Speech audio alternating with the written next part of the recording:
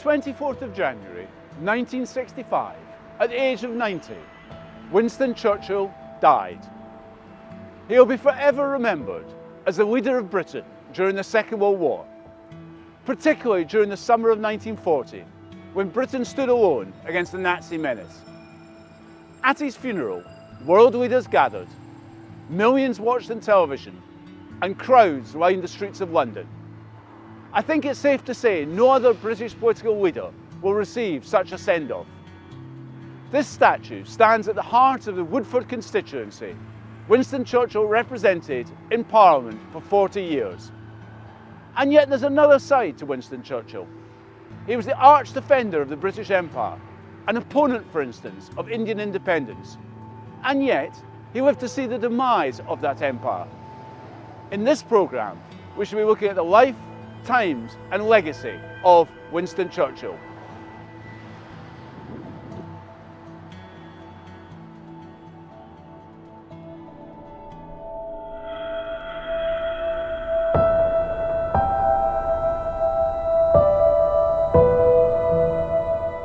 To discuss the life, times and significance of Winston Churchill, we are joined by two eminent historians. Nigel Jones is obviously a historian who's written extensively on the First and Second World War. Neil Faulkner is editor of Military History Monthly and has written many books about history. Gentlemen, welcome. Nigel, I'd just like to ask you, where will Churchill stand in terms of British politics and indeed global politics? Well, certainly he will stand extremely high for the foreseeable future in the historiography of British politics. Where he'll stand globally, I don't know, but very high, certainly in the Anglosphere. It's unlikely, isn't it, any British politician is going to have the sort of funeral and send-off that Churchill did? Well, I think that's probably right. They tried to do that with Thatcher, of course, to give her that kind of send-off, but it wasn't the same because Thatcher was a deeply divisive figure in a way that Churchill ceased to be because of his reputation as the wartime leader. That was the crucial thing about his role, I think. Well, he was born into the aristocracy at Blenheim Palace. You couldn't get more aristocrat than that. But he was actually something of an outsider in terms of the British establishment, wasn't he, Nigel? He always was. He was thought to be a bit of a mountebank, a bit of an adventurer. I think they didn't really forgive him for pushing himself forward from a very early age, going to various wars as a soldier and as a war correspondent. But above all, changing parties. I mean, he was first elected as a Conservative. He then swapped over when he saw that the tide was moving towards reformism and liberalism. So he was distrusted by his own class, I think, because of that. Wouldn't you agree, Neil? Mm. Yeah, I mean, he was definitely a bit of an opportunist, Yes. but the fact a lot of opportunist, I'd a say. lot of an opportunist. Yeah. But I think the fact that he was a maverick was crucial to the role that he comes to play as the war leader between 1940 and 1945. It's precisely because he's not a mainstream appeasement Tory, but he is a Tory, that it's possible for him to play the role that he does in the war. Well, before we come to the Second World War, he was also an actor in the First World War. Yes. And of course, the British landing at Gallipoli and the subsequent debacle of that operation, was that a permanent stain on his record? Definitely. It was the permanent stain on his record. A lot of people never forgave him for it, particularly the Australians and New Zealanders who largely blamed him, and he's never been held in that high regard down under as he is here in the mother country.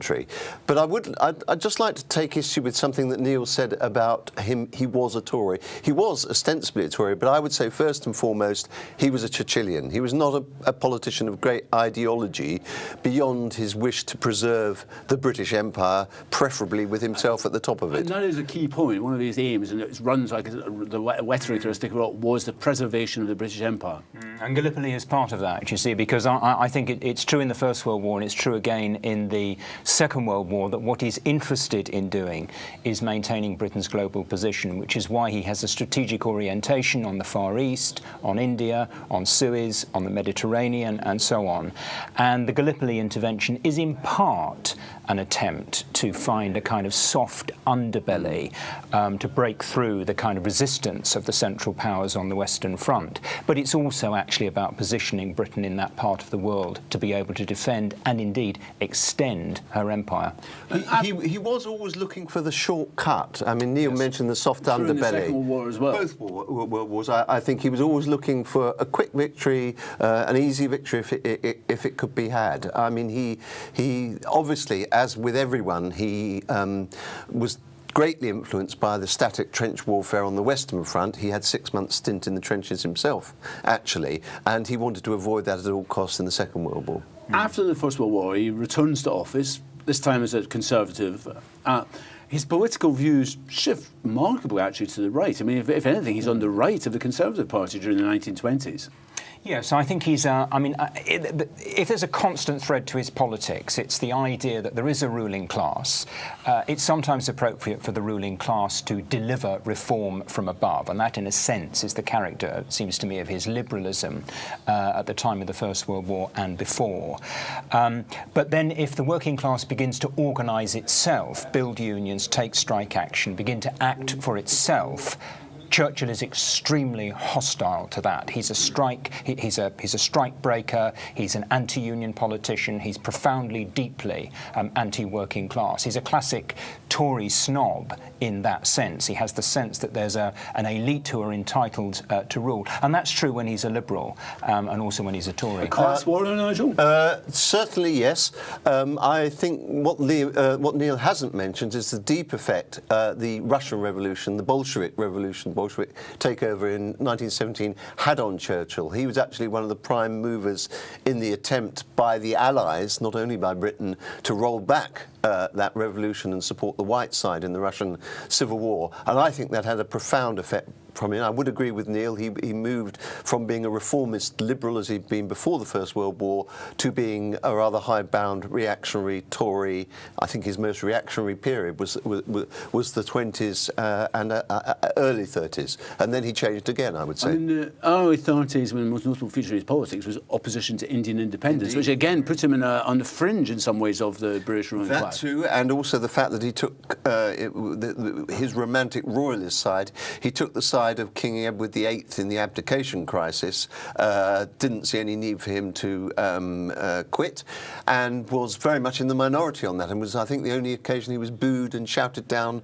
on the floor of the House of Commons when he tried to speak up for the King. That was his romantic aristocratic royalism at play. His defence of Indian independence went against the grain of what was happening.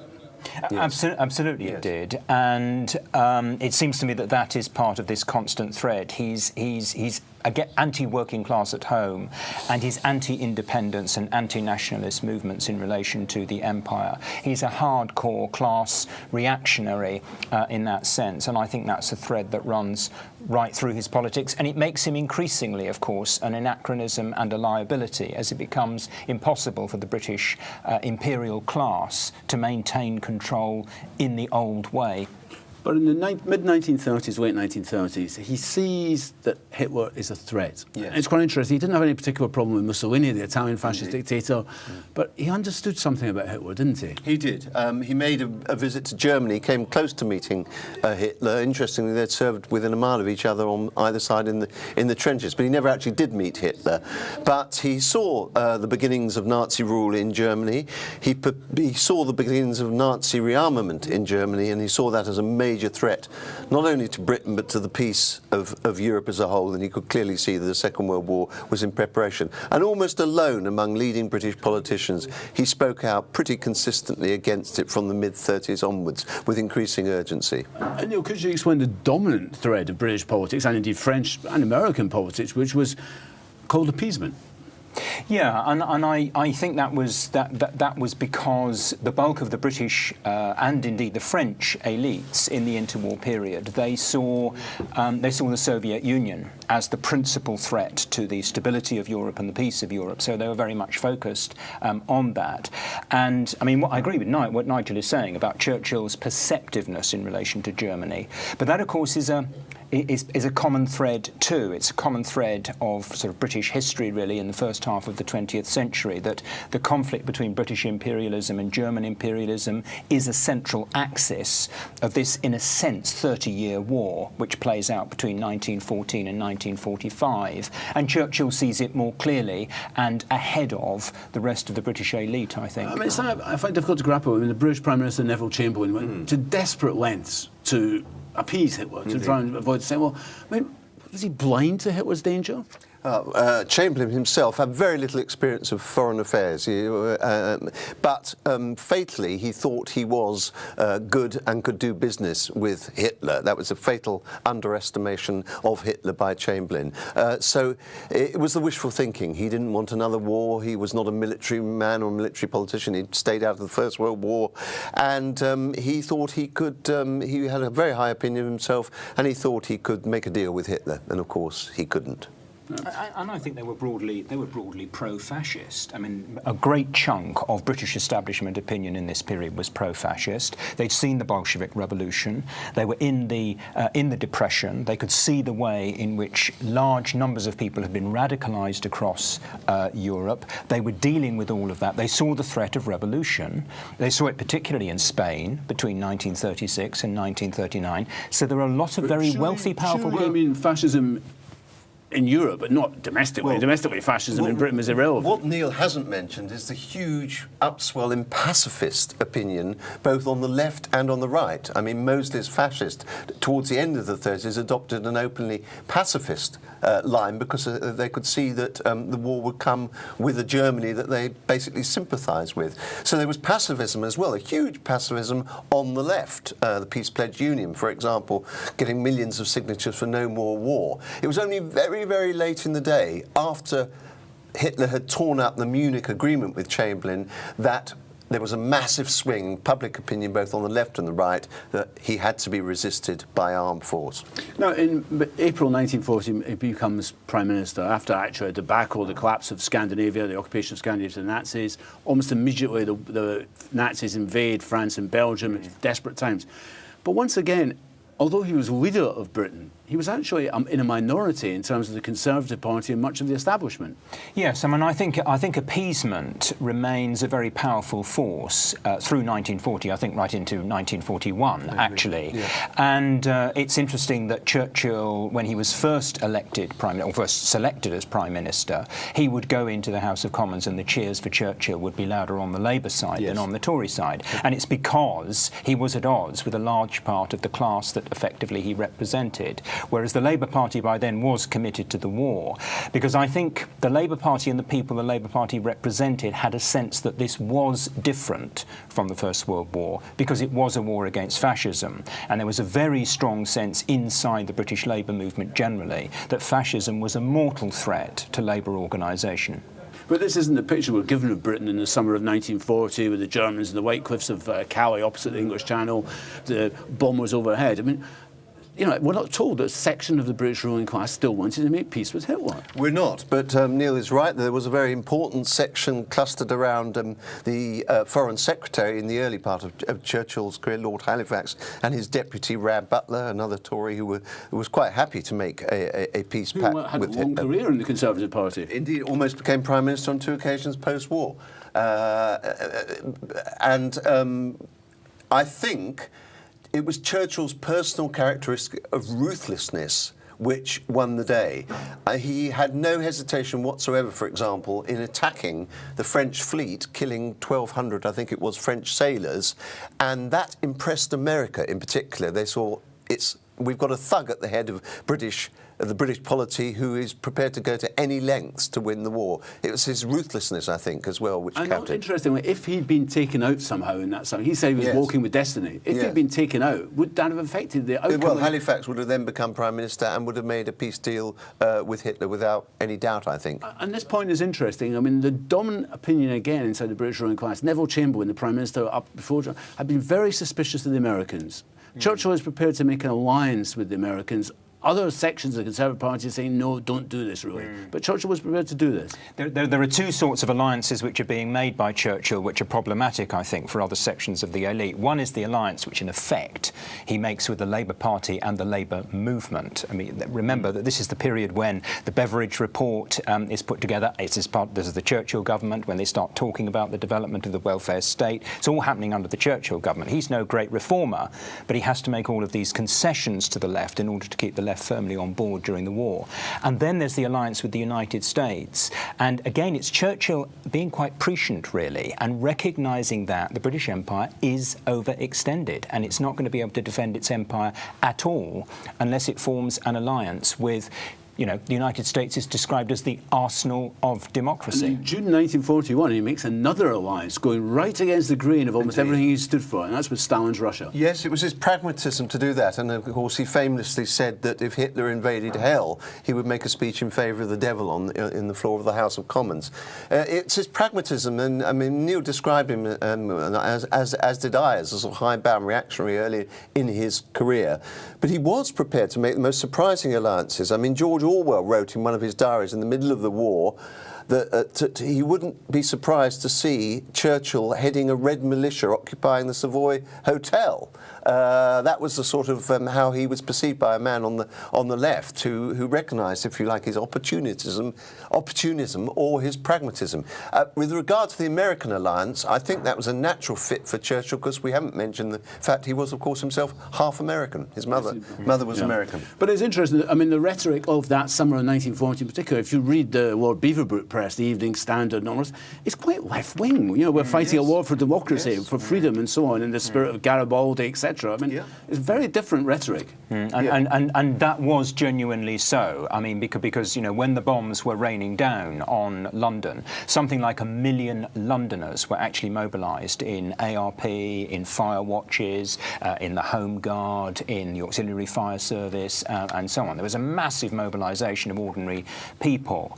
And you don't get, in the Second World War, the same reaction to the war within the war. You don't get the same bitterness about the war as you do in the First World War. And it's because people have a sense we're under attack and this is a war against fascism. And that summer of 1940, and that was really the pinnacle of Churchill's oratory. We haven't talked about him as a speaker, but I mean, that was his most magnificent moments, wasn't it? Yes, and he was a classical orator in the old school, larding his speeches with high-flown phrases. And the people who listened to them, they might not have followed every word, but they loved the tone. The tone was what counted, that growling voice, sort of lisping out the defiance of Hitler, and they thought, yes, I can identify with this man. I think in the end, it's his oratory and the fact that Britain just stood there. We didn't win anything in that decisive year of the war, but we survived. That is responsible for his titanic reputation. And that's an important point. I mean, Britain didn't win anything, but its very survival was almost a victory in itself, was it? Yes, I think it was. I mean, and I don't disagree with what Nigel is saying about Churchill's oratory. I mean, all of the reports suggest that a huge proportion of the population would be listening to the wireless when there was a major speech, and he captured it. He captured the mood. Ironically, in a way, because he was the last kind of politician you would have thought that could actually connect with the popular movement and mood in the way that he did. But that is absolutely true. What I would stress, though, Chris, is that we need to think about 1940 as a massive mobilisation of ordinary British people in defence of the island against what is perceived to be the threat of invasion and the threat of fascism. And it's that mass movement from below that enables Britain to survive and then feeds into the radicalisation that builds during the rest of the war. Do you concur with that, Nigel? I don't quite agree with Neil's view that Churchill was unlikely to be a man to connect with the people. Don't forget, he'd been a politician since the early 20s. He'd fought and won and lost numerous elections. He'd gone out on the stump speaking. He went, even, you know, when he was a young politician, he went down to the siege of Sydney Street when some Russian anarchists fought a battle with the police. He was a frontline man. He visited the East End just after the Blitz. I think that was an important part of his image, you know, the cigar, the victory sign and all that. He connected with ordinary people. He wasn't a David Cameron remote in his little bubble. He was a man prepared to go out on the streets despite his aristocratic background. I want to come back to something you mentioned in the summer of 1940, faced with invasion, Churchill decided to send the British Army not to defend the British shores, but to Egypt, the Middle East. And the Mediterranean remained a key concern, even when the Americans are actually saying, no, this is irrelevant. For Churchill, the Mediterranean remained absolutely crucial, did it not, in the Second World War? Yes, even when the backs are to the wall in 1940, it's necessary to defend Egypt because Egypt is the Suez Canal, and the Suez Canal is the link to India. So there's no question that defence of empire is central all the way through.